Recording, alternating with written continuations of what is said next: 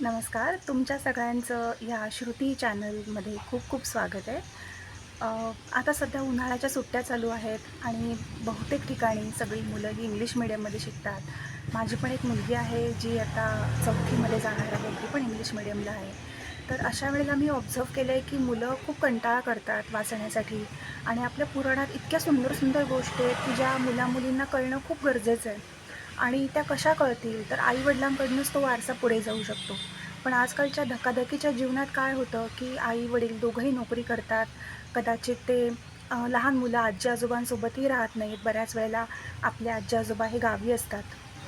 तर अशा वेळेला आपल्या ज्या पुराणातल्या गोष्टी आहेत, त्या मुलांना कळाव्यात. म्हणून माझा हा एक छोटासा प्रयत्न आहे. तुम्हाला वाटलं तर तुम्ही ऐकून तुमच्या मुलांना ऐकवू शकता किंवा तुमच्या मुलांना डायरेक्टलीसुद्धा हे व्हिडिओ दाखवू शकता. आपला जो समृद्ध वारसा आहे, आपल्या ज्या जुन्या-जुन्या गोष्टी आहेत, त्या अशाच पुढे चालत राहाव्यात. त्यासाठी हा छोटासा प्रयत्न आणि सुरुवातीपासनं पुराणातल्या गमती-जमतींपासनं छोट्या-छोट्या गोष्टी इथे मी सादर करणार आहे. तर सगळ्यात पहिल्यांदा आपल्याला सगळ्यांना माहितीच आहे लहान मुलांनो, की रामायण आणि महाभारत ही 2 मोठी महाकाव्य आहेत. तर आज आपण बघणार आहोत, की महाभारत हे जे काव्य आहे, हे कसं रचलं गेलं, कोणी रचलं, कोणी लिहिलं आणि त्याच्यामागची एक गंमतशीर गोष्ट. तर चला मुलांनो, आपण चालू करूया, की कसं महाभारत काव्य लिहिलं गेलं. तर सगळ्यात पहिल्यांदा मी सांगते, की महाभारत हे काव्य कोणी लिहिलंय माहिती आहे का तुम्हाला? हे लिहिलंय व्यासाने, महर्षी व्यासाने. पण त्याच्यामागे सुद्धा एक गंमत आहे. तर इथे ती गंमत बघूया काय आहे. महाभारत हा ग्रंथ व्यासाने रचला खरा, पण तो प्रत्यक्ष लिहिला कोणी माहिती आहे का? गणपतीने. त्याची कथा अशी आहे. एकदा काय झालं होतं, हिमालयाच्या उंच शिखरावर व्यास बसलेले होते आणि त्यांना विचार आला, की आपण आपल्या पिढीला काय देऊ शकतो? आपण एक असा ग्रंथ लिहूया, की जो ग्रंथ सगळ्यांना मार्गदर्शन करेल, सगळ्यांना उपयोगी येईल, त्यातून लोकं शिकवण घेतील आणि असा ग्रंथ ज्यात संसारातल्या प्रत्येक प्रॉब्लेमचं सोल्युशन असेल. तर अशा प्रकारे त्यांना हा विचार सुचला, की आपण एक ग्रंथ लिहूया. आणि हा विचार मनात आल्या-आल्या व्यासाने काय केलं असेल, हातात घेतली लेखणी. आता लेखणी म्हणजे काय? लेखणी म्हणजे पेन आणि त्या काळात ते झाडांच्या सालींवरती वगैरे लिहायचे, पानांवरती लिहायचे. तसं त्यांनी लिहायला सुरुवात केलं आणि त्यांच्या डोक्यातून इतक्या भराभर त्या कल्पना येत गेल्या, की त्यांना तेवढं त्या स्पीडने, तेवढं फास्ट त्यांना लिहिता येईना. मग व्यासांना प्रश्न पडला, की "अरे, आपल्या वेगाशी मॅच करेल असं कोण आपल्याला लेखक मिळेल बरं, की आपण सांगावं आणि त्यांनी भरभर लिहावं?" मग त्यांच्या मनात कोणाचं नाव आलं माहिती आहे का? त्यांच्या मनात नाव आलं महागणपतीचं.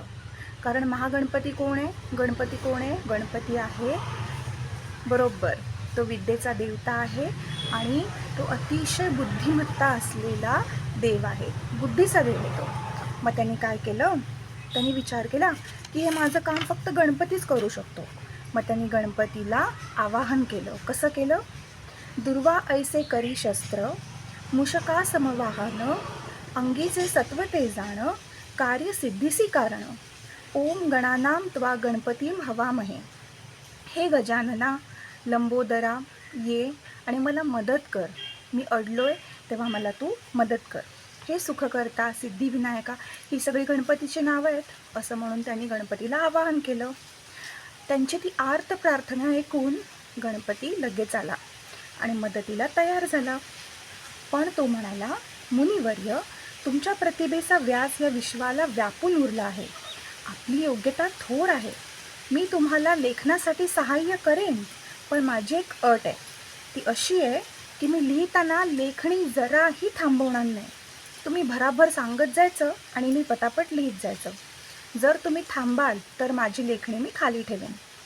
मग व्यास म्हणाले, कबूल, कबूल गणराज, कबूल. पण माझी पण एक अट आहे. मी जे जे शब्द सांगेन त्यांचा अर्थ, नाद, त्याच्यामागची सूचकता हे सगळं लक्षात घेऊनच तुम्ही लिहिलं पाहिजे. जर तुम्हाला त्या शब्दांचा अर्थ लक्षात नाही आला, तर तो लक्षात येईपर्यंत तुम्ही थांबलं पाहिजे. व्यासांची ती अट गणपतीने मान्य केली. हातात लेखणी घेतली आणि मन लावून गणपती ऐकू लागला, की महर्षी व्यास काय सांगतायत आणि तो गोष्ट लिहू लागला. आणि अशा प्रकारे महाभारताची रचना सुरू झाली. पण ती रचना लिहित असताना असा प्रॉब्लेम झाला, की त्यातले काही काही शब्द व्यासांनी एवढे कठीण त्यांनी वापरले की त्यांचा अर्थ प्रत्यक्ष गणपतीलाही माहीत नव्हता. मग अशा वेळेला गणपतीला वेळ लागू लागला आणि अशा वेळेला गणपतीला वेळ लागायला लागला. तो आकलन करू लागला की हे शब्दांचा अर्थ काय बरं? आणि तो मधला गॅप घेऊन व्यास भरभर कल्पना करून पुढचं सांगू लागले. आणि अशा प्रकारे कुठेही न थांबता महाभारताची रचना झाली. आणि महाभारतात किती पर्व आहेत माहिती आहेत का? महाभारतात टोटल 18 पर्व आहेत आणि ते सगळे पर्व व्यासाने गणपतीकडनं लिहून घेतले. आणि आता वैशिष्ट्य काय आहे महाभारत ग्रंथाचं, की जगातला कुठलाही प्रश्न असू दे, त्या प्रश्नाचं उत्तर तुम्हाला महाभारतात सापडेल. त्याच्यामध्ये व्यवस्थित मार्गदर्शन केलेलं आहे, कुठल्याही परिस्थितीत कसं वागावं हे शिकवलेलं आहे, सगळ्या प्रकारची तत्त्वं सांगितलेली आहेत. आणि छोट्या गोष्टींमधून शिकवण देऊन व्यासांनी ह्या जगाला खूप मोठा वारसा दिलेला आहे. तर महागणपतीने हा असा ग्रंथ लिहून महर्षी व्यासांची मदत केली आणि ह्या जगावर फार मोठं उपकारही केलं. पण मुलांना तुम्हाला माहिती आहे का, महाभारतातल्या काही रचना अशा आहेत, म्हणजे बघा ना, गणपतीला सुद्धा एवढा वेळ लागला त्या समजून घ्यायला, तर आपण तर मनुष्य आहोत.